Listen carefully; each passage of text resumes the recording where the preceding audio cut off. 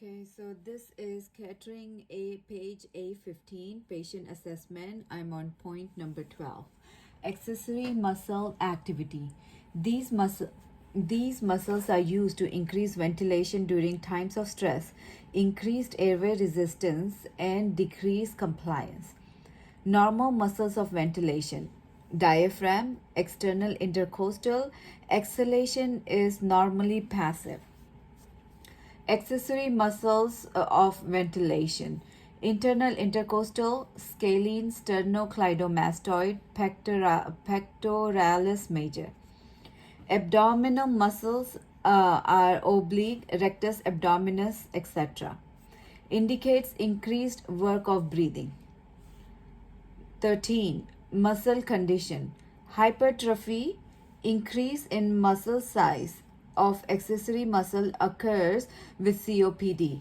Atrophy, muscle wasting, cachexia, starvation is loss of muscle tone and occurs in paralysis. Retraction. Intercostal and or sternal retraction occur when the chest moves inward during inspiratory efforts instead of outward. This is caused by a severe airway obstruction or respiratory distress. Nasal flaring. Flaring of the nostrils during inspiration, a sign of respiratory distress in infant. 16. Character of cough. Strong, moderate, or weak. Productive or non-productive. C. Frequent or infrequent, loose, tight, or moist.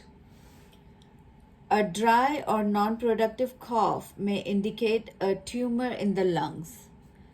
A productive cough may indicate an infection of chronic lung disease. 17. Assessment of airway patency. Look for signs of changes to upper airway. Number 1, tracheal shift deviation. 2, enlarged thyroid. 3, short receding mandible. 4, enlarged tongue, macroglossia. 5, bull neck. 6, limited range of motion of the neck or cervical spine. Page A16, patient assessment. B. Malampati classification requires visualization of the hypopharynx. 1. Class 1, soft palate, uvula, fauces, pillar visible. Class 2, soft palate, uvula, fauces visible. Number 3, soft palate, base of the uvula visible. Class 4, hard palate only visible. 5. The extents of these factors may complicate ventilation by face mask and manual resuscitation bag or endotracheal intubation. The existence of these factors may complicate ventilation by face mask and manual resuscitation bag or endotracheal intubation. Interpretation. Class 3 and Class 4 are considered difficult airway. B. Utilize fibro-optic bronchoscope or video assist device.